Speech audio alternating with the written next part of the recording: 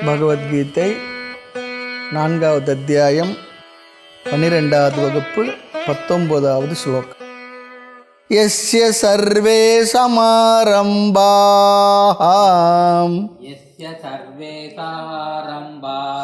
காம சங்கல்ப வர்ஜிதாஹ ஞானாக்னி தக்த கர்மாணம் தமாஹு பண்டிதம் புதாஹ யஸ்ய சர்வே சமாரம்பாஹ காம சங்கல்ப வர்ஜிதாஹ ஞானாக்னி தக்த கர்மாணம் தமாஹு பண்டிதம் புதாஹ. ஞான கர்ம சந்நியாச யோகம். அந்த கருத்தை சென்ற வகுப்பிலே சென்ற ஸ்லோகத்தில் 18வது ஸ்லோகத்தில் மைய கருத்தாக பார்த்தோம். அந்த கருத்தை தான் இந்த 19 முதல் 24வது ஸ்லோகம் வரை விளக்கப் போகின்றார். என்ன கருத்து என்றால், செயலில் செயலின்மையை பார், செயலின்மையில் செயலை பார். இந்த கருத்து தான் முடிவாக என்ன பார்த்தோம்னா, ஆத்மா என்றும் செயலற்றது, அனாத்மாவாகி உடல் மனம் புத்தி இவையெல்லாம் எப்பொழுதும் செயல்பட்டு கொண்டு தான் இருக்கும். ஆனால் நாம் என்ன நினைக்கிறோம், ஆத்மாவில் செயலை ஏற்றி வைத்து பார்த்து கொண்டிருக்கிறோம். அதைத்தான் இங்கே நீக்குகின்றார். இந்த 18வது ஸ்லோகத்தில் புரிந்தும் புரியாமல் இந்த கருத்து இருந்தால் மீண்டும் பகவான் 24வது ஸ்லோகம் வரை இதே கருத்தை விளக்கப் போகின்றார். ஆனால் விளக்குகின்ற முறையில் கொஞ்சம் நமக்கு போர் அடிக்கிறாப்போல் இருக்கும். ஆனால் போர் அடித்தாலும் கூட என்ன விசேஷம் சொன்னால், நான் புரிந்து கொள்ளவே கூடாது என்று விரதம் இருந்தாலும் கூட, ஒத்த காலில் நின்னாலும் கூட புரிந்துவிடும். அதான் சொல்கிறார். ஆக இதற்கு முன்னே என்ன பொருள் பார்த்தோம் சொன்னால், ஆத்மாவிடம் இருப்பதாக தெரிகின்ற கர்மத்தில் தெரிகின்ற, அது ரொம்ப முக்கியம், அண்டர்லைன் பண்ணோம். ஆத்மாவில் செயல் இருப்பதாக நாம் நினைத்து கொண்டுள்ள அந்த கருத்தில் அகர்மத்தை பார், செயலில் செயலின்மையை பார். காரணம், ஆத்மா என்றும் செயலற்றது, நிஷ்கிரியாக. ஆனால் அனாத்மாவிடம் உடல் மனதிடம் தெரிகின்ற அகர்மத்தில் கர்மத்தை பார். அதுக்கு உதாரணம் பார்த்தோம். நகராத மரத்தை நகர்வதாக பார்க்கின்றோம், நகர்கின்ற கப்பலை நகராததாக பார்க்கின்றோம் என்று உதாரணங்களை எல்லாம் நம்ம பேசினோம். 18வது ஸ்லோகம் ஒரு முழு வகுப்பில் பார்த்திருக்கின்றோம். ஆக தூரத்தில் தெரிகின்ற அசைவில்லாதது போல தெரிகின்ற கப்பலில் அசைவை பார்க்க வேண்டும். பையன் கடற்கரையில் நின்று இருக்கான், அப்பா இடத்துல சொல்கிறான், அப்பா அங்கே பாருங்கள் கப்பல் நின்று கொண்டுள்ளது. அப்பா சொல்கிறார், இல்லை அந்த கப்பல் நகர்ந்து கொண்டு தான் இருக்கின்றது. அப்புறம் ட்ரெயினில் போயிட்டுருக்கோம், ஜன்னல் ஓரம் உட்காந்துருக்க பையன் சொல்கிறான், அப்பா அந்த மரங்கள்லாம் நம்மளோடையே சேர்ந்து நகர்ந்து வந்துக்கிட்டே இருக்குன்னு சொல்கிறான். இது வழக்கத்தில் நாம் பார்க்குற விஷயம். அப்போ அப்பா சொல்கிறார், இல்லை மரங்கள் நகரலை, நாம் தான் நகர்ந்து கொண்டு இருக்கின்றோம். அப்பாவுடைய புத்தியில் மரம் நகரவில்லை என்று புத்தி இருக்குது, பையனுடைய மைண்டில் மரம் நகர்வதாக இருக்கின்றது. ஆகவே இந்த உதாரணத்தை வச்சு நாம் பார்த்தோம், ஆத்மா என்றும் அசைவற்றது, செயலற்றது, என்றும் அகர்த்தா. ஆனால் அனாத்மாவாகி உடல் மனம் என்றும் செயல்பட்டு கொண்டு தான் இருக்கும். ஒரு வினாடி ஒரு நிமிடம் கூட செயலற்று அது இருப்பதில்லை. இந்த கருத்தை நமக்கு அழகாக இங்கு புரிய வைக்கின்றார். ஆக இனி பகவான் என்ன செய்ய போகின்றார் என்றால், ஞானியை அழைத்து வந்து ஞானியினுடைய செயல்களை வைத்து அதன் மூலமாக ஒரு அறிவை தர விரும்புகின்றார் பகவான். இல்லை, ஞானி அழைச்சிட்டு வந்துடுறார். ஞானி என்ன செய்வான், என்ன செய்கின்றான், செயலின் எப்படி பார்க்கணும்னு சொல்ல போகிறார். அடுத்து, ஞானி என்பவன் யார்? ஞானின்னா யார்? ஞானி என்பவன் தன்னை ஆத்மாவாக புரிந்து கொண்டவன் யாரோ அவன் தான் ஞானி. அவ்வளோதான். பகவான் நிறைய இடத்துல இங்கே ஞானின்னு சொல்கிற இடத்துல ஞான நிஷ்டனை தான் சொல்கிறாரு சொல்லி பார்த்துருக்கின்றோம். ஆக ஞானி என்றால் தன்னை ஆத்மா என்று புரிந்து கொண்டவன். இந்த உடல் மனதில் அவன் இருந்து கொண்டிருந்தாலும் இந்த உடல் மனதிற்கு அப்பாற்பட்ட அல்லது உடல் மனதை தாண்டிய ஆத்மா என்று தன்னை நன்கு புரிந்து கொண்டவன். அது எப்பொழுது? இந்த உடல் மனதில் இருக்கும் பொழுதே. அதுதான் முக்கியம், இறந்த பிற்பாடு இல்லை. இந்த உடல் மனதோடு இந்த உலகத்தில் வாழ்ந்து கொண்டிருக்கும் பொழுதே தன்னை ஆத்மாவாக புரிந்து கொண்டவன் அவன்தான் ஞானி. அப்படிப்பட்ட ஞானி வெளியில் சொல்லிக்கிட்டு இருப்பான்னு சொன்னான். நான் ஞானி ஞானின்னு சொல்லுவான்னு சொன்னான். தன்னை ஞானி என்று ஒருவன் சொன்னால் அவன் உண்மையில் ஞானி இல்லைன்னு ஆகிடும். நான் ஆத்மா உடல் அல்ல அல்ல என்று ஞானி இருக்கிறவங்களெல்லாம் கூப்பிட்டு சொல்லிகிட்டு இருக்க மாட்டார். அதுக்காக ஞானி இடத்துல சென்று உங்கள் பேர் என்னன்னு சொல்லி சொன்னான். நான் பேர்லாம் எனக்கு இல்லை அப்படிலாம் சொல்ல மாட்டார். அவருடைய பேர் என்னவோ அதை சொல்லுவார். ஆமாம், ஆத்மா நான் சொல்ல மாட்டார். அவர் பேர் வேணும்னா ஆத்மான்னு பேர் வச்சுருந்தானா ஆத்மான்னு சொல்லலாம். சில பேர் ஞானன்னு பேர் வச்சுருப்பாங்க இல்லையா. அவர் பேர் ஆத்மான்னு வச்சுருந்தா ஆத்மான்னு சொல்லுவார். அதுக்காக யாருன்னா பேர் ஆத்மான்னு இருந்தால் அவர் இடத்துல கேட்டால் அவர் ஆத்மான்னு சொன்னால் அவர் ஆத்மாவை புரிஞ்சுக்கிட்டார் நாம் நினச்சிடவும் கூடாது. ரெண்டு தகராறு இருக்குது. ஆமாம், அப்படியே இருக்கும். ஆக நான் ஆத்மா உடல் அல்ல. உடலுக்கு இந்த உடலுக்கு பெரியவங்க என்ன பேர் வச்சாலும் அந்த பேரை தான் அவர் சொல்லுவார். எப்போ பிறந்தீங்கன்னு சொல்லி கேட்டால் அவங்க டேட் ஆஃப் பர்த் என்னன்னு கேட்டால் ஆத்மா பிறக்கவே இல்லை, நான் பிறக்கவே இல்லைன்னு சொல்ல மாட்டேன். அப்படிதான் சொல்ல மாட்டேன். பிறந்த தேதி இருந்தால் அதையும் சொல்லுவார். நீங்கள் எங்கேருந்து வந்தீங்கன்னு சொல்லி சொன்னால் நான் சர்வ வியாபி அப்படி சொல்ல மாட்டார். இல்லை, விவகாரத்தில் அதான் சொல்லுவோம். வேதாந்தம் என்பது விவகாரத்தை ஒழுங்காக செய்ய வைக்கின்ற அறிவை தருமை தவிர அது ரொம்ப முக்கியம். வேதாந்தம் படித்தோம்னா விவகாரத்தை ஒழுங்காக செய்ய வைக்கிற அறிவை தரும். ஒரு அசாதாரணமாக ஏதோ நம்மளை அப்படி இருக்கிறப்பெல்லாம் வைக்காது. அது ரொம்ப முக்கியம். நிறைய பேர் வேதாந்தம் படிச்சுட்டு என்ன அசாதாரணமாக ஏதோ தங்களை வெளிப்படுத்திக் கொள்வதெல்லாம் கிடையாது. உங்கள் பேர் என்னென்னா பேர் சொல்லுவார், ஊர் என்னென்னா ஊர் சொல்லுவார், எல்லாம் சொல்லுவார். ஆத்மா என்ற அறிவு அவருடைய அறிவில் இருப்பது அவர் மனதில் இருக்கின்ற ஒரு தெளிவு. சில நேரத்தை சொல்லுவாங்க, நம்ம பார்த்துருக்கின்றோம். இந்த உடலை உங்களுக்கு என்ன வேணும்னு சொல்லி கேட்டேன். இந்த கட்டைக்கு 4 இட்லி வேணும், அதில் கொஞ்சம் மிளகா பொடி தடவி இருக்கணும்னு சொல்லுவார். இந்த கட்டை கொஞ்சம் சாயணுன்னு சொல்லுவார். ரெண்டும் ஒரே அர்த்தம் தான். கொஞ்சம் படுக்கணும், டயர்டாக இருக்குது, பசி எடுக்குது, 4 இட்லி வேணும், முடிஞ்சு போச்சு, அவ்வளோதான். இது இன்னும் வேறு மாதிரி படுத்தி பண்ணிக்கிட்டு கட்டை கொஞ்சம் சாயறது. இங்கே கிராமங்கள்லாம் திட்டுவாங்க, கட்டையில் போகிறோன்னு சொல்லி திட்டுவாங்க. அப்படி சொன்னால் இருங்க கொஞ்சம் தீக்குச்சிலாம் வச்சு பார்ப்பாங்க, எரியுதா இல்லையா பார்ப்போன்னு சொன்னால் ஒம்பா போயிடும். உடம்பாக சொல்ல வேண்டியது தான். எனக்கு பசி எடுக்குது, எனக்கு தேவை இருக்குது, நான் கொஞ்சம் படுக்கணும், எனக்கு ரெஸ்ட்டு பண்ணணும் அப்படிலாம் சொல்லலாம், தப்பில்லை. ஆக சரீரத்தின் அடிப்படையில் விவகாரம் செய்தாலும் கூட அவனுடைய மனதுக்குள் நான் யார், ஆத்மா என்ற ஞானம் இருந்து கொண்டே இருக்கும். அதுவும் எப்படி இருக்கும் தெரியுங்களா? இப்போது நம்ம சிறு வயதில் இந்த கால்குலேஷன்லாம் படிச்சிருப்போம், வாய்ப்பாடெல்லாம் படிச்சிருப்போம். திடீர்னு கணக்கு போடும்போது 8 8 என்ன 64 உடனே வரும். அப்போ 8 8 64 எங்கே இருந்தது? மனசுக்குள்ளே எப்போ படித்தது ஞாபகத்தில் இருந்துக்கிட்டு இருக்கு.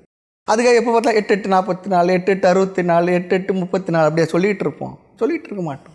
சிறு வயசில் படிச்சிருப்போம். அது கூட இல்லை. இப்போ எல்லாம் என்னென்னா எல்லாம் கால்குலேஷன் 2 2 எத்தனை என்ன இருங்க பார்த்து சொல்கிறேன், அந்த அளவுக்கு ஆகிடுது.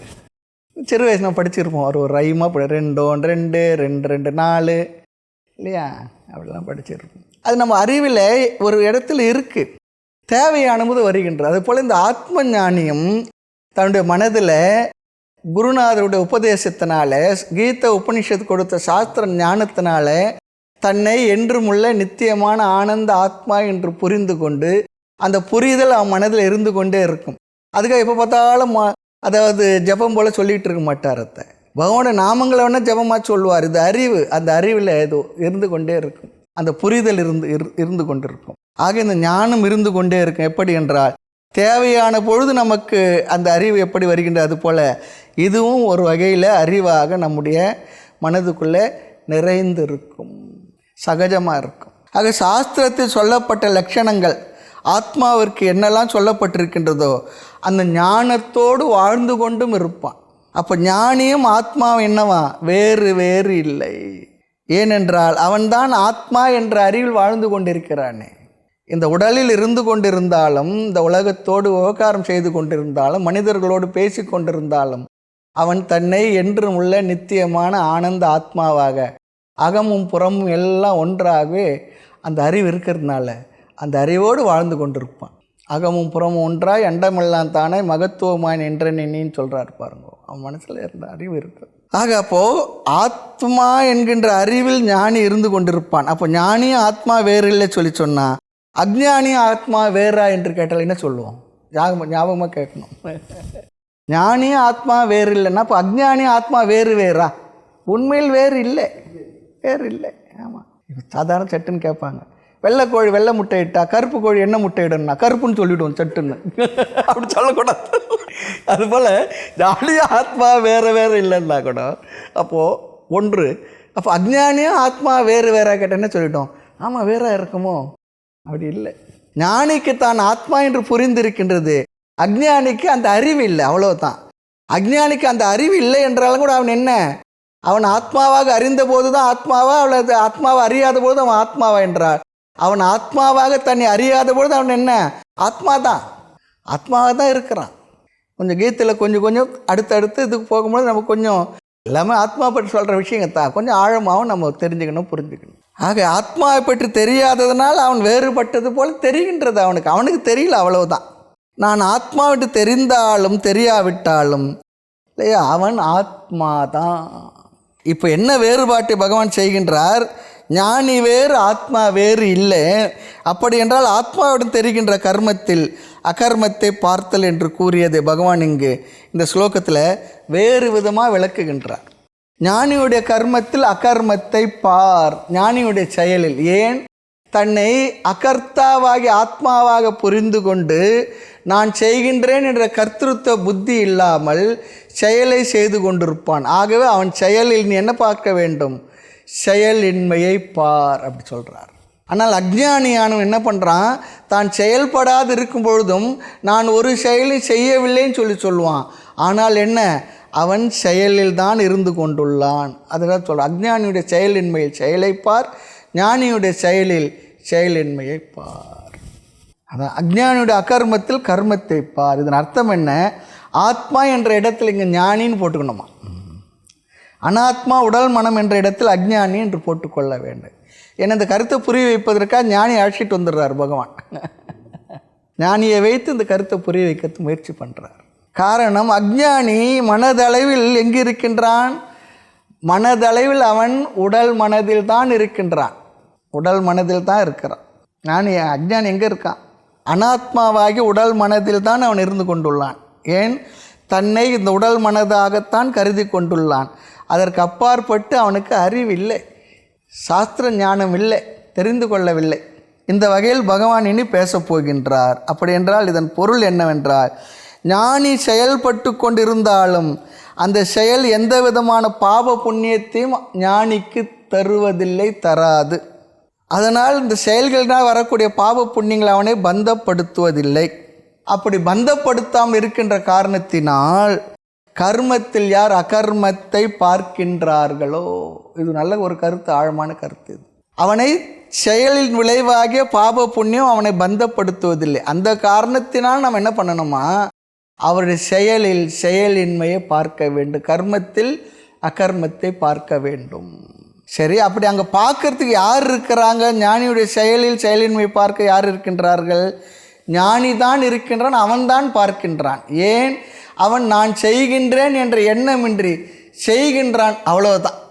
அவன் உடல் மனம் செயலை செய்கின்றது, அவ்வளவுதான். ஆக ஞானியுடைய கர்மம் அகர்மம் ஆகின்றது. அதை ஞானித்தான் பார்த்து கொண்டுள்ளார், ஞானித்தான் செய்து கொண்டுள்ளார்.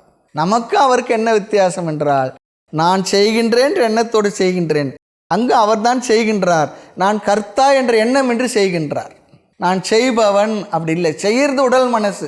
ஆத்மாவாகி நான் எதையும் செய்தவனே இல்லை. நைவ கிஞ்சித் கரோதி சக, ரொம்ப அழகாக சொல்ல போகிறார். அடுத்த ஸ்லோகத்தில் பார்ப்போம் நம்ம அதை. ஆக நான் ஞானியாக இருந்தால் நான் செய்யும் செயல்கள் அவருடைய செயல்கள் இல்லை, அதுதான். ஆனால் அஞ்ஞானியுடைய அகர்மம் கர்மம் ஆகின்றது. ஏன்? அவன் அகர்மமாக செயலற்று இருக்க முடியாது. நாம் பார்த்தோம், செயலில்லாமல் இருப்பதும் கூட ஒரு செயல் தான் சொல்கிறோம். நீங்கள் இப்போ என்ன பண்ணிக்கிட்டு இருக்கீங்கன்னா சும்மா இருங்க. சும்மா இருக்கிறது என்ன? ஒரு செயலே என்று நாம் அங்கே சென்ற வகுப்பில் பார்த்துருக்குறோம், விளக்கமாக பார்த்துருக்கின்றோம். நான் ரெஸ்ட் எடுத்துக்கிட்டு இருக்குன்னா என்ன அர்த்தம்னா அதுவும் ஒரு செயல் தான். சொல்லுவாங்க, ரொம்ப ரெஸ்ட் எடுத்தால் ரெஸ்ட் ஆகிடும்னுவாங்க, துரு பிடிச்சிடும், அதுவும் இருக்குது. ஆக அவன் செயலற்று இருந்தாலும் கூட அவன் செயல் செய்பவனே யார்? அஞ்ஞானி. காரணம், உடல் மனம் எப்பொழுதும் செயல்பட்டு கொண்டிருக்கிறது. ஆக வரப்போகின்ற ஸ்லோகங்களில் பகவான் அடுத்து இன்னொரு கருத்தையும் பேசுவார். இந்த உலகத்தில் ரெண்டே பொருள்கள் தான் இருக்கின்றது, பதார்த்தங்கள் தான் இருக்கின்றது. ஒன்று ஆத்மா, இரண்டாவது அனாத்மா. இந்த விபாகத்தை நாம் 2வது அத்தியாயத்தில் செய்திருக்கின்றோம். ஆத்ம அனாத்ம விவேகத்தை. ஆமாம். ஆக ஆத்மா என்றால் ஞான ஸ்வரூபம், சத்ஸ்வரூபம், ஆனந்த ஸ்வரூபம். இது எங்கே பார்த்தோம்? தைத்திரியத்தில் சத்தியம் ஞானம் அனந்தம் பிரம்ம யோ வேத நிகிதம் குகாயாம் பரம் வியோமன் சோஷ்ணுதே சர்வான் காமான் சக.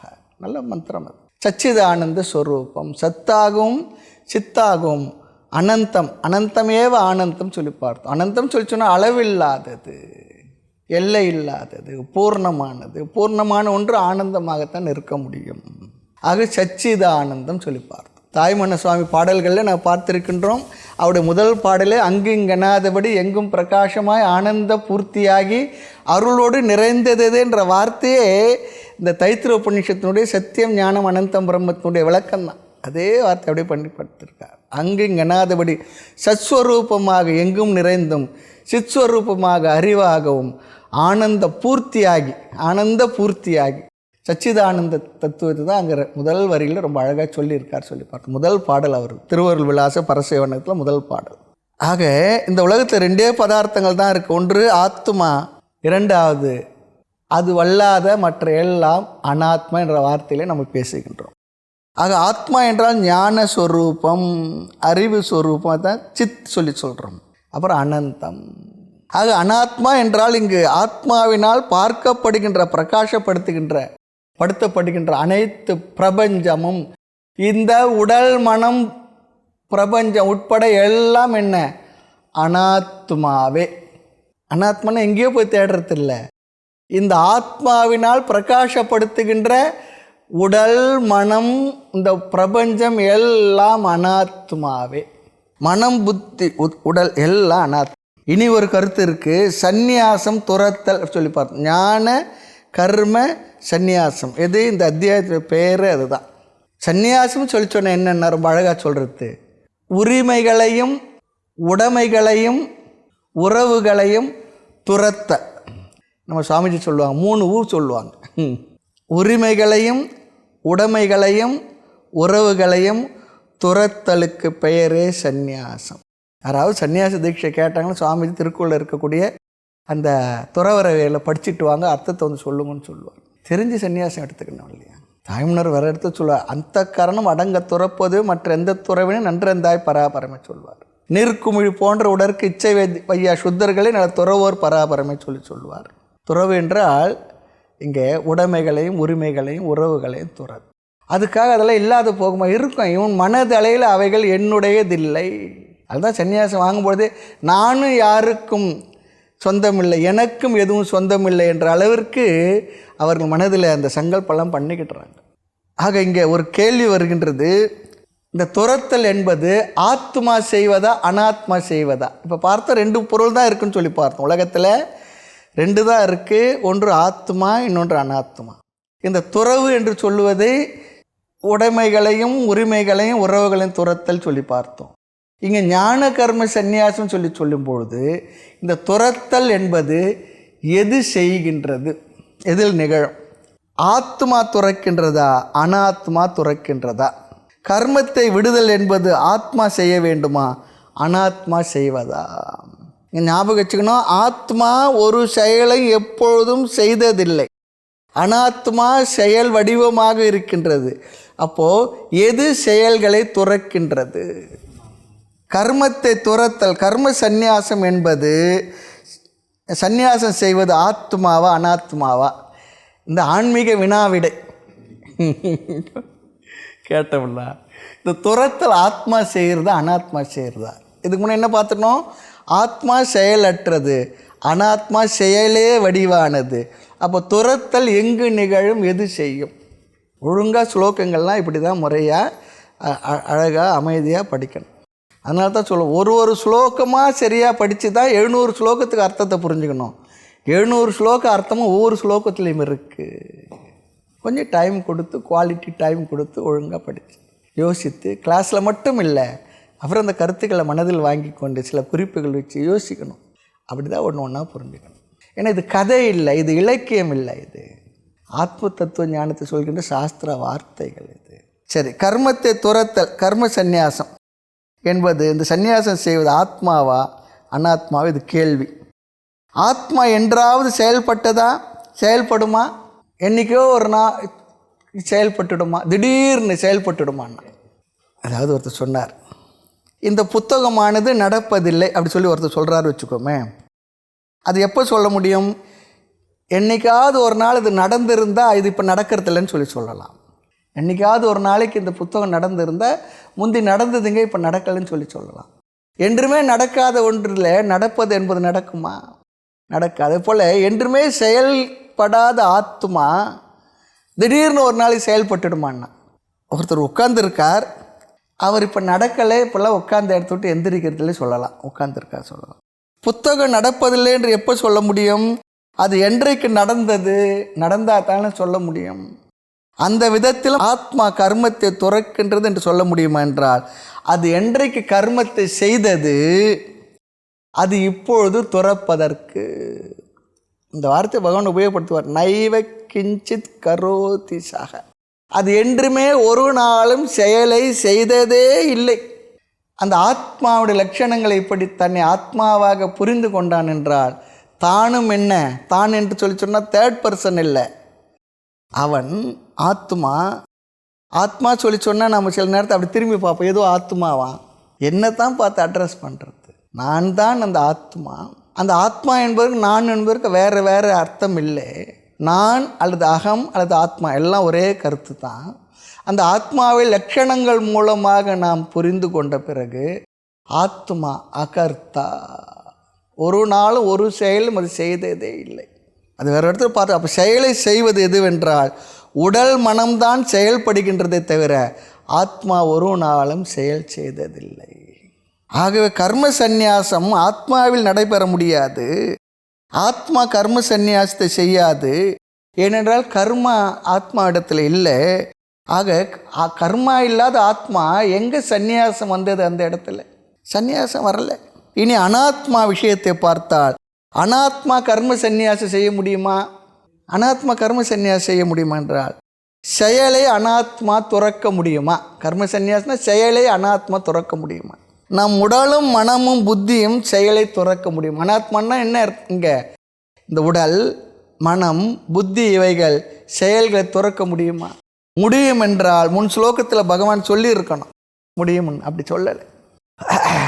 ஆக அனாத்மா என்றும் செயல் ரூபமானது. அனாத்மாவினால் செயலை துறக்கவே முடியாது. சில நேரத்தில் சில பேர் சொல்லுவோம், ஒரு நிமிஷம் சும்மா இருக்கிறதுல துருன்னு எதனா பண்ணிக்கிட்டு அப்படி சில பேர் இருப்பாங்க. அனாத்மா என்றும் செயல் வடிவானது, கிரியா சொரூபம். ஆக அனாத்மா செயலை துறக்க முடியாது. காரணம், அது எப்பொழுதும் செயலை செய்து கொண்டே இருப்பது. இந்த உடலே பாருங்களேன், காலையில் டிஃபன் சாப்பிட்டோம், 1 மணிக்கு பசி எடுத்துருது. ஆனால் காலையில் நம்ம வயிற்றுக்குள்ளே போட்டது என்ன ஆச்சு? நமக்கு தெரிஞ்சோ தெரியவுள்ள நடந்துக்கிட்டு இருக்கு, ஒரு ப்ராசஸ் ஆகிட்டுருக்கு, ஜீரணமாயாச்சு. மனதும் அப்படி தான், எப்போ தான் செயல்பட்டுக்கிட்டே இருக்குது. புத்தியும் அப்படி தான் எதுனா சிந்தனை பண்ணிக்கிட்டே இருக்குது. இந்த உலகத்தில் எல்லாம் என்ன அசைவுகள் இருந்து, சலனம் இருந்து கொண்டே இருக்கின்றது, செயல் நிகழ்ந்து கொண்டே இருக்குது. நடராஜ தத்துவம் அதுதானே. அடுத்து சத்துவ ரஜஸ் தமஸ் என்ற ஒன்றில் ஏதாவது ஒன்றில் இந்த உடல் மனம் இருந்து கொண்டே இருக்கின்றது. ஆக அனாத்மாவினால் துறக்க முடியாது. ஸ்தூல சூக்ஷ்ம சரீரம் கர்மத்தை சந்நியாசம் செய்யவே முடியாது. இதெல்லாம் ஞான கர்ம சந்நியாச யோகத்தில் புரிந்து கொள்வதற்கான அடிப்படையான இன்புட்ஸ், இதெல்லாம் கருத்துக்கள். ஆக ஆத்மா செய்ய வேண்டிய அவசியம் இல்லை. என்ன? கர்மாவை செய்ய வேண்டிய அவசியம் இல்லை. பிறகு யார் கர்ம சந்நியாசம் செய்கின்றார்கள் என்றால், சந்நியாசம் செய்யறதுக்கு இங்கே ஆளே இல்லைன்னுடுறார். என்னங்க இது அநியாயமாக இருக்குது. ஆத்மா சந்நியாசம் செய்யாது, அனாத்மாவுக்கு சந்நியாசம் செய்ய முடியாது. அப்போ சந்நியாசம் யார் பண்ணுறதுனா, சந்நியாசம் பண்ணுறது ஆளே இல்லைன்னு. ஆத்மா செயலற்றது, செயலை விடுதல் என்கின்ற விஷயமே இல்லை, நடக்க முடியாது, அசம்பவாத். அனாத்மா கர்மஸ்வரூபம், செயல் வடிவமானது, அதுவும் செயலை விட முடியாது.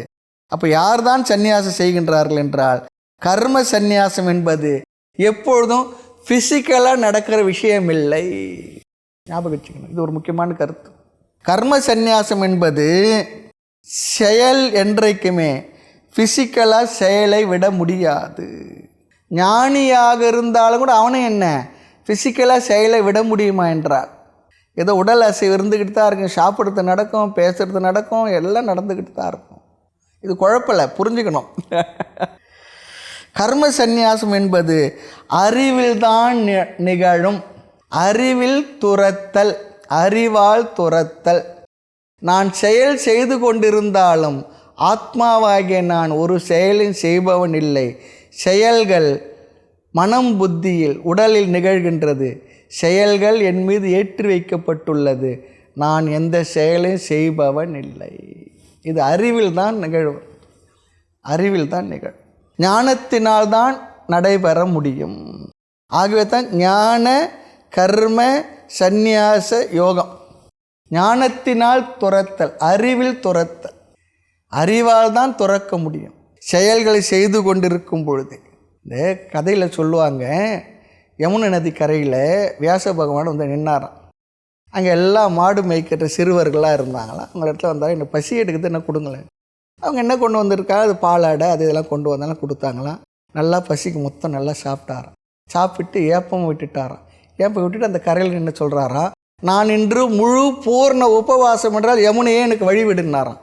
அது எவ்வளோ பெரிய குழந்தைங்க என்ன நினைக்கும், பாரு தாத்தா நல்லா வாங்கி சாப்பிட்டு போய் சொல்கிறாரு, யமுனை வழி விட்டதுன்னு சொல்லுவாங்க. அது ஒரு உதாரணத்துக்காக சொல்கிறேன். என்னென்னா, எந்த செயலையும் ஆத்மாவாகிய நான் செய்வதில்லை. அதெல்லாம் உடல் மனதினுடைய நிகழ்வுகள்.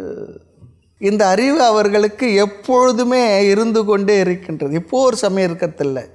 அந்த அறிவில் அவர்கள் நிலை பெற்றிருக்கின்றார். நிலை பெற்ற மாதவர் சித்தத்திலே தாய்மன்னர் சொல்கிறார். இந்த அறிவு நிலை பெற்ற மாதவத்தவருடைய சித்தத்திலே எப்பவும் இருக்குது.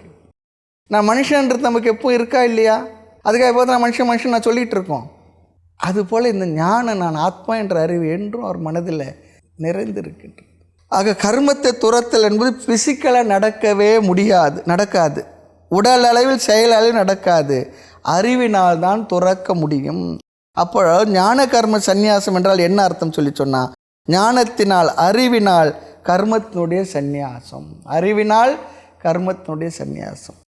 அடுத்த கேள்வி, யார் ஞானத்தினால் கர்மத்தை சந்நியாசம் செய்தார்கள்? இப்போ யாருமே துறக்க முடியாது சொல்லி பார்த்தோம். அப்புறம் ஃபிசிக்கலாக முடியாது சொல்லி பார்த்தோம். அறிவினால் கர்மத்தை துரத்தல் சொல்லி பார்த்தோம். யார் உண்மையில் கர்மத்தை சந்நியாசம் செய்தார்கள்? ஆள் யார்? யார் உண்மையில் எந்த ஒரு தத்துவம் உண்மையிலே செயல் இல்லாததாக துறந்ததாக இருந்து கொண்டு செயலை செய்வதாக, செயலை உடையதாக நினைத்து கொண்டிருந்ததோ அதுதான் ஞானத்தினால் செயலை துறக்க முடியும். இந்த வார்த்தையை பாருங்க, மறுபடியும் சொல்கிறேன் கேளுங்க. யார் உண்மையில் அல்லது எந்த ஒரு தத்துவம் உண்மையிலே செயல் இல்லாததாக, செயலை துறந்ததாக இருந்து கொண்டு செயலை செய்வதாக நினைத்து கொண்டிருந்ததோ அதுதான் ஞானத்தினால் செயலை துறக்க முடியும்.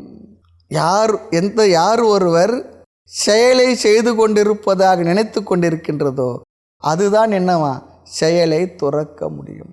செயலை உடையதாக நினைத்து கொண்டிருந்தது சொல்லுவாங்க, நினைப்பு பொழப்ப கெடுத்ததுன்னா, அதுதான் ஞானத்தினால் செயலை துறக்க முடியும். செயலை உடையதாக நினைக்கின்றதான்.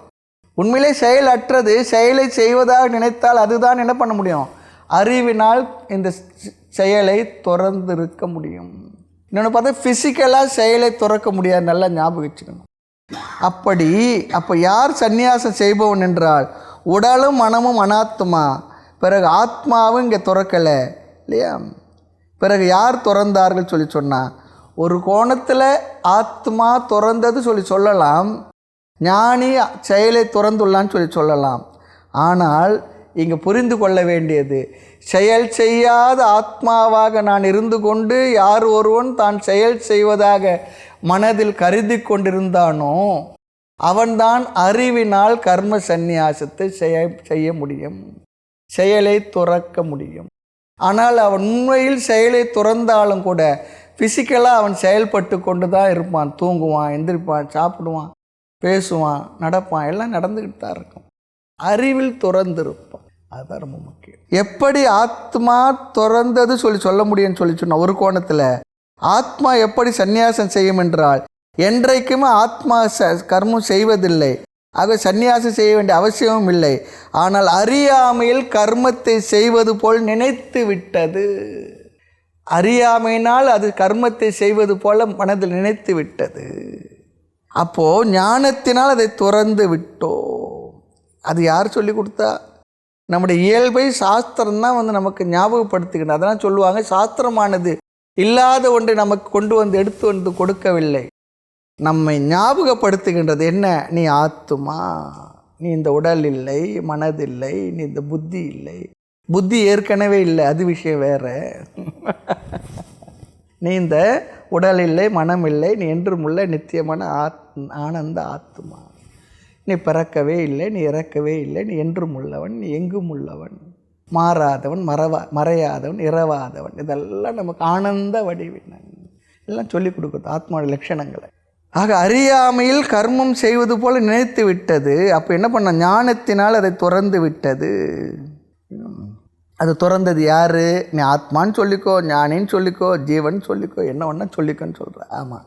எவன் ஒருவன் உண்மையில் கர்மம் செய்யாதவன், உண்மையில் கர்மம் செய்யாதவன் எவன்? ஆத்மா தானே. ஆனால் கர்மம் செய்வது போல எவன் நினைக்கின்றானோ அவன் அறிவினால் செயலை துறந்து விடுகின்றான். எவன் ஒருவன் செயலை செய்வதே இல்லையோ அவன் தான் செயல் செய்வதை போல மனதில் நினைத்து கொண்டிருக்கின்றானோ அவன் அறிவினால் செயல்களை துறந்து விடுகின்றான். அதுதான் 4வது அத்தியாயத்தினுடைய மைய கருத்து. ஞான கர்ம சந்நியாச யோகம். 3வது அத்தியாயம் கர்மயோகம், 4வது அத்தியாயம் ஞான கர்ம சந்நியாச யோகம், 5வது அத்தியாயம் சந்நியாச யோகம். 3 வரிசையாக ஒன்றோடு ஒன்று கருத்து லிங்க் இருக்குது, சம்பந்தம். ஆக இந்த தவறான அறிவை அவன் நீக்கிக் கொள்கின்றான். என்ன? தன்னை ஆத்மா என்று புரிந்து கொண்ட பிறகு ஆத்மா ஒரு செயலும் செய்யாதது, செயல்கள் அனைத்தும் உடல் மனம் இவைகளில் தான், அனாத்மாவில் தான் நிகழ்கின்றது என்று புரிந்து கொள்கின்றான். அந்த அறிவைத்தான் ஞான கர்ம சந்நியாச யோகம் கொடுக்கின்றது. ஆக இங்கே பொருள் என்ன சொன்ன, அர்த்தம் என்ன? கர்மத்தினுடைய சந்நியாசம் விட்டு விடுதல் அல்லது கர்மத்தை துறத்தல். கர்மத்தை எப்படி துறக்க முடியும் என்றால் உடல் அளவில் செயலை துறக்கவே முடியாது, அறிவினால் துறக்க வேண்டும். ஞாபகம், அறிவினால் துறத்தல். ஏன் அறிவினால் துறக்கின்றோம் என்றால் உண்மையில் ஆத்மாவிற்கு கர்மமே இல்லை. கர்மம் இல்லாதது ஏன் துறக்கணும்? துறக்கிறதுக்கு அவசியம் என்ன இருக்குது? கர்மமே இல்லாத கர்மத்தை துறக்க முடியுமான்னு இல்லை. அறியாமையினால் இந்த செயல் கர்மம் இருக்கின்றது போல நாம் நினைத்துள்ளோமா? உடலின் மனதின் செயல்களை அறியாமையினால் ஆத்மாவின் மீது ஏற்றி வைத்துள்ளோம். அறிவு வந்த பிற்பாடு உண்மையில் என்ன? ஆத்மாவாகி எனக்கு செயல்களே இல்லை. செயல்களே இல்லை என்னும் பொழுது ஆத்மா கர்ம சந்நியாசம் செய்கின்றது என்று சொல்வதற்கு அர்த்தமில்லை. அதனால்தான் உண்மையான சந்நியாசம் நடந்துவிட்டால் இங்கே ஒரு வார்த்தை இருக்குது, நான் சந்நியாசி என்ற எண்ணம் கூட அவனுக்கு இருக்காதான். உண்மையான சந்நியாசம் நடந்துட்டா. சில பேர் என்ன பண்ணுவாங்க, நான் விட்டுட்டேன் கொடுத்துட்டேன்னு சொல்லுவாங்க. அப்போ கொடுத்துட்டேன் விட்டுட்டேன்னு சொல்லி சொன்னால் நான் விடலைன்னு சொல்லி அர்த்தம். கொடுத்தேன்றதை ஒன்றும் மனசில் நினச்சிக்கிட்டே இருக்கும். அந்த விட்டுட்டேன்ற எண்ணம் கூட அவன் மனசில் இருக்கக்கூடாது. நான் சன்னியாசின்ற எண்ணம் கூட உண்மையில் சந்நியாசம் நடந்திருந்தால் அந்த வார்த்தை கூட அவனுக்கு, அந்த எண்ணம் கூட அவன் மனசில் இருக்காது. ஆக எப்பொழுதெல்லாம் துறந்த பிறகு நான் துறந்தேன் என்ற எண்ணம் வைத்திருக்கான், உண்மையிலே துறக்கலை, அந்த எண்ணம் கூட அவன் இடத்துல இருக்காது. ஆக காரணம் அது அந்த செயல் இருந்தால் அதனை துறப்பதற்கு அறிவு. பகவான் சன்னியாசி யோகத்தை பேச போகிறார். வித்வத் சன்னியாசம், விவிதிஷா சன்னியாசம் ரொம்ப அழகாக கௌரவமாக சொல்ல போகிறார். அது வேறு அடையாள சன்னியாசம், லிங்க சன்னியாசம்லாம் பேசுவார். இங்கே அறிவில் துரத்த ஞானத்தினால் மாற்றம் ஏற்பட்டுள்ளது, அதுதான் ஞான கர்ம சந்நியாசம். அப்போது ஞானி தான் ஞானத்தினால் கர்மத்தை துறந்துள்ளான். ஞானி ஆத்மாவிடம் ஆத்மாவாக தன்னை புரிந்து கொண்டான். ஞானத்தினால் கர்ம சந்நியாசம் நிகழ்ந்துள்ளது. ஆக இனி வரும் கருத்துக்கள் எல்லாம் ஞான சந்நியாச கருத்தை விளக்குகின்ற கருத்துக்களாக வரப்போகின்ற ஸ்லோகங்கள். பிறகு ஞானி செய்கின்ற ஒவ்வொரு செயலும் அது செயல் இல்லை. இந்த அறிவோடு ஞானி செய்கின்ற ஒவ்வொரு செயலும் அது செயல் இல்லை, அது கர்மம் இல்லை, அது அகர்மம். ஏனென்றால் கர்மத்தில் அகர்மத்தை பார்த்தல், கர்மத்தை போல நினைத்து கொண்டிருந்தோம், அது கர்மம் இல்லை. நகராத மரத்தை நகர்வதாக நினைத்து கொண்டிருந்தோம் ட்ராவல் பண்ணும்போது. உண்மையில் மரங்கள் நகரவில்லை. அதுபோல இந்த உதாரணம் ஞாபகம் வச்சுக்கணும். நகராத மரத்தில் நகர்வதை பார்க்கின்றோம். நகர்கின்ற கப்பலில் கடலில் நகராத தன்மை எப்படி நாம் பார்க்கின்றோமோ அதுபோல.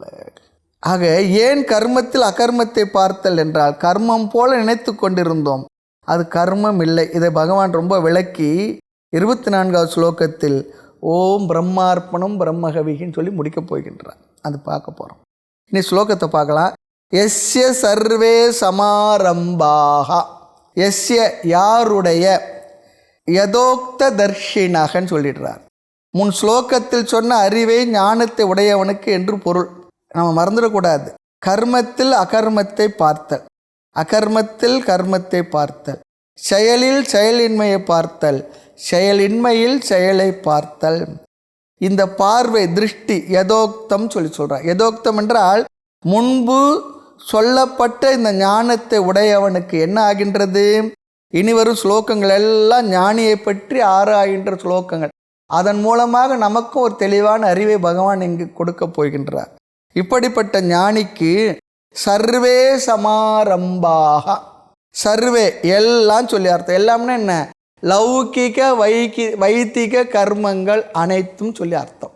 லௌகிகமான வாழ்க்கைக்கு தேவையான செயல்கள், அடுத்து ஆன்மீகமான வைதிகமான யஜ்ஞ யாகங்கள் முதலிய எல்லா செயல்களும்.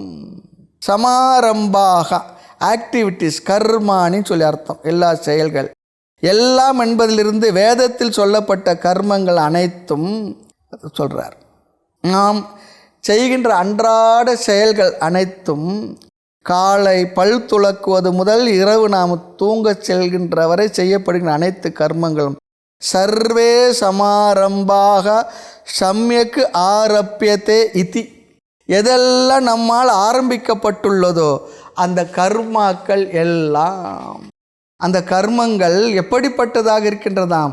ஞானியுடைய அந்த கர்மங்கள், ஞானியை கொண்டு வந்தார் சொல்லி பார்த்தோம். ஞானியுடைய கர்மங்கள் எப்படிப்பட்டதாக இருக்கின்றதாம்? காம சங்கல்ப வர்ஜிதாக. ரொம்ப அழகாக ஸ்லோகத்தில் தான் வருது இந்த கருத்தெல்லாம். வர்ஜிதாக என்றால் ஃப்ரீ ஃப்ரம், இல்லை சொல்கிறார். ஃப்ரீ ஃப்ரம் எது இல்லை? காம சங்கல்பம். காமமும் சங்கல்பம் இல்லாத செயல்களாக ஆகின்றது ஞானியுடைய செயல்கள். இங்கே பகவான் புதியதாக உபதேசம் பண்ணல. ஞானியிடம் என்ன இருக்கான்? காமமும் சங்கல்பமும் இல்லாமல் இருக்கின்றார். அப்போ அவரிடம் இருந்து வருகின்ற செயல்களையும் கூட காமமும் சங்கல்பமும் இல்லாததாக இருக்கும். அப்போ அஜ்ஞானி என்று போட்டால் என்ன ஆகிடும்? அவனிடத்த காமமும் இருக்கும், சங்கல்பமும் இருக்கும்.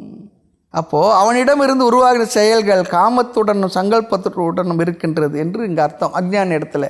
இனி காமம் என்றால் என்ன, சங்கல்பம் என்றால் என்ன? இந்த வார்த்தைக்கு அர்த்தம் பார்க்கணும். பல அர்த்தம் இருக்கின்றது. இங்கே காமம் என்றால் சில அர்த்தத்தை மட்டும் பார்ப்போம். காமம் என்றால் ஆசைகள், டிசைர்ஸ் சொல்லி அர்த்தம். ஆசைகள், அந்த ஆசைகள் எப்படி வருகின்றது? ஆசையை நம்ம விளக்க வேண்டியதில்லை. ஆசை படப்பட ஆய்வரும் துன்பங்கள் ஆசை விட விட ஆனந்தமே சொன்னார். ஆசைக்கோர் அளவில்லை அகிலமெல்லாம் கட்டி ஆளுன்னு கடல் மீது ஆணை செலவை நினைவர். அழகேச நிகராக அம்பொன் மிக வைத்த பேர் நேசித்து ரசவாத வித்தை கலந்திடுவர். நெடுநாள் இருந்த பேர் நிலையாகவே என்று இன்னும் காயக்கல்பம் தேடி நெஞ்சு புண்ணாவர். தாய்மன்னர் தான் சொல்கிறார். யோசிக்கும் வேளையில் பசி தீர உண்பதும் உறங்குவதுமாக முடியும், உள்ளதே போதும். நான் என்று குளறி ஒன்றை விட்டு ஒன்றை பற்றி இல்லையா உழலாமல், பாச கடற்குள்ளே உழலாமல் மனதற்ற பரிசுத்த நிலையை அருள்வான்னு கேட்பார். இறைவன் இடத்துல சங்கல்பம் பண்ணுவார். ஆக ஆசையை நம்ம விளக்க வேண்டாம். ஆசைக்கும் சங்கல்பத்துக்கும், ஆசை எதனால் வருது? சங்கல்பத்தினால் வருது. சங்கல்பத்துக்கு அர்த்தம் என்ன? ஆசைக்கு சங்கல்பத்துக்கும் என்ன வித்தியாசம்? ஒரு பொருள் வேண்டும் என்ற இச்சை, அதுக்கு பேர் ஆசை. இந்த ஆசை திடீரென்று நம்முடைய மனதில் வந்து விடாது இல்லையா? நான் அப்படியே போயிட்டுருப்போம். அல்லது இப்போல்லாம் பார்த்தோம்னா நிறைய டிபார்ட்மெண்ட் ஸ்டோரில் எல்லாம் எல்லாம் அடிக்க அழகாக வச்சு ஏசியெல்லாம் போட்டு ஒருத்தர் வெளியில் நின்றுட்டு வாங்க பார்க்க வாங்கன்னு கூப்பிடுவாங்க.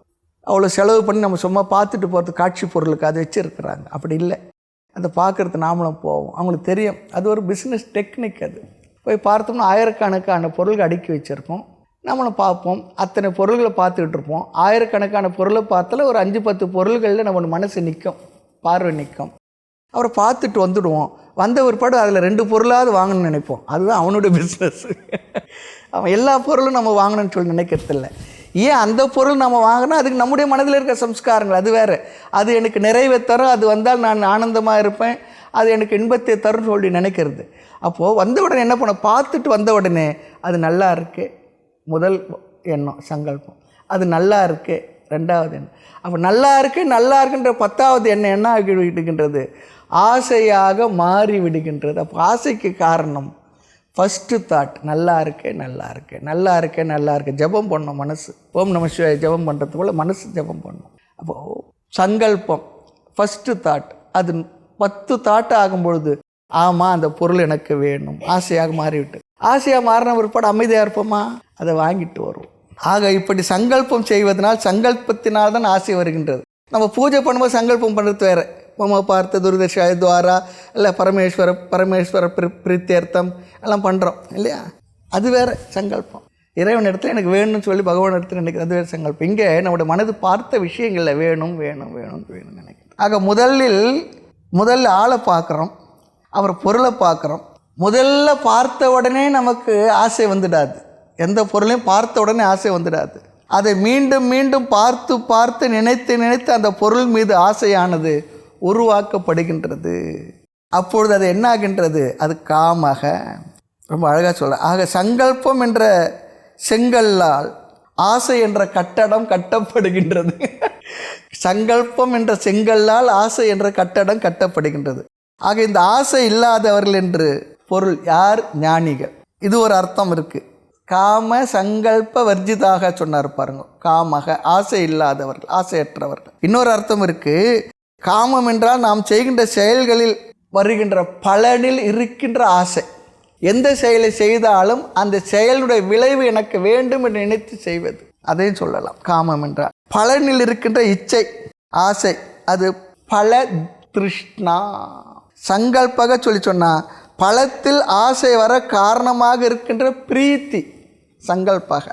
ஆக காமமும் சங்கல்பமும் அற்ற செயல்கள் ஞானியினுடையது சொல்கிறார். ஞானியுடைய செயல்களில் ஆசையும் இல்லை, அந்த பொருள்கள் வரக்கூடிய பலன் மேலே அவனுக்கு இச்சையும் இல்லை, ரெண்டுமே இல்லை அவனுக்கு. இனி 2வது வரியில் ஞானாக்னி தக்த கர்மானம்.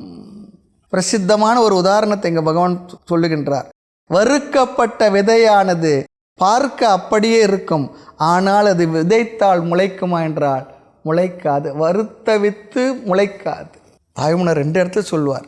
சஞ்சிதமையான சரக்கான முச்சேறு வெந்து பொறியாக போகணும்னு சொல்லுவார். இன்னொரு இடத்துல அழகாக சொல்வார், குறித்த விதம் ஆதியால் கூடும் வினையெல்லாம் வருத்த வித்தாம் வண்ணம் அணையும் நாள் என்னால். வருத்த வித்துனா என்ன, வருத்த வித்து அப்படியே தான் இருக்கும், ஆனால் முளைக்காது. ஞானியுடைய நிலை என்ன, இங்கு ஞான அக்னி, ஞானம் என்ற நெருப்பினால் அக்னியினால் ஞானத்தை அக்னி ஒப்பிடுகின்றார். தக்தம் சொன்னால் எரிக்கப்பட்ட என்னவா, கர்மானம், அவருடைய செயல்கள் எல்லாம் ஞானத்தினால் எரிக்கப்பட்டு விட்டது சொல்கிறார். இங்கு கர்ம என்ற சொல்லுக்கு நல்ல கெட்ட செயல்கள், சுப அசுப கர்மாணி, பாவ புண்ணியம் சொல்லி இங்கே அர்த்தம். கர்மத்தினுடைய பலன் என்ன, எந்த செயலாக இருந்தாலும் பாவ புண்ணியம் தான் அதனுடைய ரிசல்ட். சுபம் என்றால் புண்ணியம், அசுபம் என்றால் பாவம். ஞானம் என்ற நெருப்பினால் எரிக்கப்பட்ட பாவ புண்ணியத்தை உடையவர்கள். இதன் அர்த்தம் என்னவென்றால், பகவான் எதன் அடிப்படையில் அடுத்த ஜென்மத்தை கொடுப்பார், நாயா நரியா சிங்கமா புலியா கரடியா மாடா ஆடா பிறக்கிறது, எதை வைத்து எதன் அடிப்படையில் கொடுப்பார் இல்லையா. பகவானுக்கு அந்த நேரத்தில் என்ன மூடு இருக்கோ அது கொடுப்பார். அப்படியா? எதனுடைய அடிப்படை சொன்னால் சாஸ்திரம் அழகாக சொல்லுகின்றது, அந்தந்த ஜீவனுடைய பாவ புண்ணியமே அடிப்படை. அதனால தான் கர்மா கொள்கையை படித்ததுனா நமக்கு வருகின்ற முதல் பாவனை ஏற்றுக்கொள்ளுதல். ஏனென்றால் அவரவருடைய வினையின் அடிப்படையில் அவரவருக்கு பிறை வந்துள்ளது. எனக்கு கிடைத்த எல்லாம் நான் செய்தது தான், நன்றும் தீதும் பிறர் தர வாரா. இறைவன் நினைச்சார் அவர் கொடுத்துட்டார் சொல்லி சொன்னால் அது ரொம்ப தப்பாக போயிடும். அவருக்கு வேண்டியவங்க வேண்டாதுன்னு சொல்லி ஆகிட்டோம். ஆனால் அவர் வேண்டுதல் வேண்டாமல் இலான்னு சொல்லியிருக்கு, விருப்பு வெறுப்பு இல்லாதுன்னு சொல்லியிருக்கு. ஆக கர்மா தியரி ஒழுங்காக நமக்கு புரிந்திருந்ததுன்னா யாரையும் ப்ளேம் பண்ண மாட்டோம். தன்னையே நோவணும், பிறரையே நோவணும், தற்காலம் அதை நோவணும், பந்தமானது தந்த வினையை நோவணும், பரமார்த்தம் ஏது மறியேன்னு தாய்மன்னர் சொல்வார். சினிமா பாட்டில் சொன்னால் சொல்லலாம், உன்னை சொல்லி குற்றமில்லை என்ன சொல்லி குற்றமில்லை. ஆக கர்மா அது நம்ம புரிஞ்சிட்டோன்னு சொன்னால் யாரையும் குற்றம் சொல்ல மாட்டோம், குறை சொல்ல மாட்டோம். இதெல்லாம் நம்ம சொல்லணும். சில நேரம் நம்ம வீட்டில் பெரிய வயசானு சொல்லணும், எல்லாம் நான் கொண்டு வந்தது என் தலை எழுத்துன்னு சொல்லவா இல்லையா? சில நேரத்தில் வருத்தம் வந்துடுச்சுல நம்மளே நொந்துக்குவோம். வந்ததும் சரியில்லை, வாய்ச்சதும் சரியில்லை, அதெல்லாம் சொல்கிறவே வாழ்க்கையில். ஆக இங்கே நான் வாங்கிய வீடு இந்த உடல், அதில் இப்போது நம்ம ஒரு வீடு வாங்கியிருக்கோம், அந்த வீட்டில் நம்ம இருந்துட்டு யாராவது குறை சொன்னால் எப்படி இருக்கும்? கோவம் வந்துடும். அதுபோல் நான் கொண்டு வந்த வினையினால் வந்தது அந்த உடல். வினை போகுமே தேகம் கண்டாய், வினைதான் இல்லாதாய் தினைப்போது அளவு நில்லாது கண்டாய் சொல்கிறேன். இந்த உடல் ஏன் இப்படி இருக்குன்னா அது என்னுடைய கர்மாவுடைய விளைவு. நான் தான் சம்பாதிச்சிருக்கேன். நான் ஏன் சிகப்பா இல்லை? யாரை போய் கேட்க முடியும்? என் மூக்கு ஏன் அப்படி இருக்குன்னு கொஞ்சம் நல்லா இருந்தால் இப்படி எடுப்பாக இருந்தால் நல்லா இருக்குமே, யாரை போய் கேட்குறது? முகம் ஏன் அப்படி இல்லைன்னா எல்லாம் நம்முடைய தான், நாம் சம்பாதிச்சது தான். நம்ம வாங்கின வீட்டை நாமளே குறை சொன்னால் என்ன, பிறர் சொன்னாவே கோபம் வரும். நாமளே குறை சொன்னால் அது நமக்கு தானே அவமானம். ஆக நான் என்ன இடத்துல இருந்ததோ அதன்படி நான் எல்லாத்தையும் செய்திருக்கேன், அதுதான் உண்மை. அதுபோல் என்னுடைய வாழ்க்கை, எனக்கு அமைந்த உறவுகள், எனக்கு அமைந்த உடல் எல்லாம், என்ன சூழ்நிலை எல்லாம் நான் கொண்டு வந்த கர்மாவுடைய விளைவு. ஆனால் அது அப்படியே விடுறதுக்கு மட்டும் இல்லை, அதில் நம்மளுடைய புருஷார்த்தம் இருக்குது, முயற்சி இருக்குது. அது முயற்சி செய்கின்ற அடுத்த ஒரு விஷயம், அது அடுத்த விசாரம் இங்கே. ஆக ஞானியினுடைய பாவ புண்ணியம் எரிக்கப்பட்டு விட்டது என்றால் என்ன பொருள்? இருக்கிற மாதிரி இருக்கின்றது என்றால் வருத்த விட்டு முளைக்காதது போல உடலை பிறவியை எடுக்க காரணமாகிய பாவ புண்ணியம் இல்லாமல் போனதால் அவருக்கு ஜென்மா இல்லை. ஆனாலும் கூட இந்த உடலில் ஞானத்துக்கு பிறகு வாழ்ந்து கொண்டுள்ளார் என்றால் ஞானமானது சஞ்சிதத்தை ஆகாமியையும் எரித்து விடுகின்றது. பிராரப்தத்தை அது ஒன்று செய்வதில்லை. பிராரப்தம் இருக்கின்ற வரை இந்த சரீர யாத்திரை நடந்து கொண்டிருக்கும். இதுதான் ஞானத்துடைய பலன். எப்படிப்பட்ட ஞானத்துடைய பலன்? கர்மத்தில் அகர்மத்தை, அகர்மத்தில் கர்மத்தையும் பார்ப்பதால் வருகின்ற ஞான பலன். ஆக நான் ஆத்மா, உடல் மனம் செயல்பட்டு கொண்டுள்ளது என்கின்ற அறிவை உடைய இந்த ஞானியினுடைய கர்மங்கள் அனைத்தும் எரிக்கப்பட்டுள்ளது. ஏன் இது வருத்த வித்தை போல இருக்கு சொன்னால் ஞானமானது சஞ்சித ஆக்காமியை எரித்து விடுகின்றது, பிராரப்தத்தை எரிக்காது, அனுபவித்த கழிய வேண்டியதாக இருக்கின்றது. ஆக பிராரப்தம் உள்ளவரை வாழ்ந்து அனுபவித்து பிராரப்தத்தினுடைய முடிவில் அவன் தேகத்தை விட்டு விடுகின்றான். அதுதான் விதேக முக்தி சொல்கிறோம். தேகம் இருக்கின்ற வரை ஜீவன் முக்தி, தேகம் சென்ற பிறகு அதை சாஸ்திரத்தின் கோணத்தில் விதேக முக்தி. விதேக முக்தியிலும் ஜீவன் முக்தியிலும் ஞானிக்கு எதுனா வித்தியாசம் இருக்கா என்றால், தன்னை என்றும் உள்ள எங்கும் உள்ள ஆத்மாவாக புரிந்து கொண்டு அவனை சரீரம் வரையறுத்திருந்தது, பிராரப்த முடிவில் அவனை வரையறுத்திருந்த சரீரமும் சென்ற பிறகு அவன் என்னவாக தன்னை புரிந்து கொண்டானோ, என்னவாக இருந்தானோ அதே தான் பிறகும். இப்போது 60க்கு 40 ஒரு கிரவுண்டு இடம் சொல்கிறோம், அதில் நாம் 20க்கு 40ன்னு ஒரு கட்டடத்தை கட்டுறோம். 60க்கு 40 இடமும் என்ன ஸ்பேஸு தான், 20க்கு 40 என்ன ஸ்பேஸு தான். அதில் 4 பக்கம் செவர் வச்சு மேலே ஒரு டெரஸ் போட்டுட்டா என்ன ஆக்கி விடுகின்றது? ஹால் ஆகிடுறது. மறுபடியும் அந்த செவருங்கள்லாம் எடுத்துகிட்டு பிறப்பா அது என்ன ஆகுறது? என்னவா இருந்ததோ அவ்வளோதான். என்னை வரையறுத்திருந்த இந்த உடல் சென்ற பிறகு, சஞ்சிதம் ஆகாமையும் எரிக்கப்பட்ட பிறகு, பிராரப்தமும் வாழ்ந்து முடித்த பிறகு அவனுக்கு பிறவி எடுப்பதற்கு கர்மாவும் இல்லை, இனி பிறக்கப் போவதும் இல்லை. அதைத்தான் விதேக முக்தின்னு சொல்கிறோம். விதேக முக்தி ஞானியுடைய பார்வையில் அவனுக்கு விதேக முக்தியும் கிடையாது, தேகத்தோட முக்தி என்பதும் இல்லை, சாஸ்திரத்தின் கோணத்தில் சொல்லப்படுகின்றது. ஆக ஞானியை பொறுத்தவரை பிராரப்த கர்மமும் எரிக்கப்பட்டு விட்டது. ஆக அதைத்தான் இங்கே சொல்கிறார், ஞானாக்னி தக்த கர்மானம். அடுத்து பகவான் சொல்லுகின்றார், தம் ஆகுகு பண்டிதம் புதாகா. இப்படிப்பட்டவனைத்தான் பண்டிதன் என்று ரிஷிகள், ஞானிகள், பெரியோர்கள், சான்றோர்கள் கூறுகின்றார்கள். தம் என்றால் இப்படிப்பட்டவனை. எப்படிப்பட்டவனை? ஞானத்தினால் கர்ம பலனை எரித்தவனை. பிறகு முதல் வரிக்கு சென்றால் அவரிடம் இருந்து வருகின்ற செயல்கள் காமமும் சங்கல்பமும் இல்லாத செயல்கள். ஆக அவருக்கு கர்த்திருவம் இல்லை. அப்படிப்பட்ட ஞானியை ஆகுகு அழைக்கின்றார்கள். என்னவென்று அழைக்கின்றார்கள்? பண்டிதன் என்றும் புதாகா புத்திசாலி என்றும் அழைக்கின்றார்கள். பண்டிதன் சொல்லி சொன்னால் சம்ஸ்கிருத பண்டித்தில் சொல்லுவாங்க பாருங்க, அது போல் அந்த பண்டித் அந்த அர்த்தத்தினம் இல்லை, அது வெறும் பாண்டித்யம், மொழி அறிவு. இங்கு அறிவு சொல்லி சொன்னால் பண்டிதாக நான் சோச்சந்தி சொன்னார் பாருங்க 2வது அத்தியாயத்தில், அது போல் அந்த அர்த்தம் தான். ஆச்சாரியர் ஆதிசங்கருங்க சொல்கிறார், பண்டா சொல்லி சொன்னால் ஆத்ம ஞானம். ஆத்ம ஞானம் அஸ்ய அஸ்தி இதி பண்டிதாக, ஞானி ஞானத்தை உடையவன், ஆத்ம ஞானத்தை உடையவன் தான் பண்டிதன். இது நல்ல ஒரு சொல். இது இந்த சொல்ல என்ன பண்ணுற, தமிழ்நாட்டில் தான் இந்த பண்டிதன் சொல்கிற சொல்ல பண்டா சொல்கிற சொல்ல பண்டாரன்னு சொல்லி சொல்கிறேன். நல்ல சொல் அது. சைவ மடங்கள்லாம் பண்டார சந்நிதிகள் சொல்லுவாங்க, பண்டார சாஸ்திரங்கள். ஆமாம், ஞான பண்டாரம் எடுத்து வழங்குகின்றான்னு சொல்கிறது போல் என்ன, அது பெரிய ஒரு ட்ரெஷர் சொல்லி அர்த்தம், பொக்கிஷம் சொல்லி அர்த்தம். ஞான வள்ளல்களாக இருப்பவர்கள் பண்டாரம் சொல்லி சொல்கிறோம். நாம் சாதாரண பண்டாரம் பரதேசி அப்படிலாம் வார்த்தையை ரொம்ப கொச்சப்படுத்திக்கிட்டு இருக்கோம். அந்த அர்த்தம் ரொம்ப சரியான அர்த்தம் இல்லை.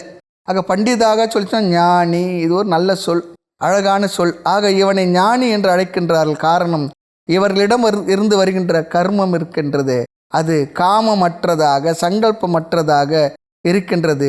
இவருடைய பாப புண்ணியம் எரிக்கப்பட்டு விட்டது, வித்தை போல. எதனால் என்றால் ஞானத்தினால். செயலிலும் பற்று இல்லை, செயல் விளைவிலும் பற்று இல்லை. இனி அடுத்த ஸ்லோகத்தில் இதே கருத்தை சொல்லுவார். அடுத்த வகுப்பில் பார்க்கலாம். மூர்த்தி எல்லாம் வாழி, எங்கள் மௌன குரு வாழி, அருள் வார்த்தை என்றும் வாழி, அன்பர் வாழி பராபரமே. ஓம் பூர்ணமத பூர்ணமிதம் பூர்ணாத் பூர்ணமுதச்யதே பூர்ணஸ்ய பூர்ணமாதாய பூர்ணமேவாவசிஷ்யதே. ஓம் சாந்தி சாந்தி சாந்தி. ஹரி ஓம் ஸ்ரீ குருப்யோ நமஹ. ஹரி ஓம்.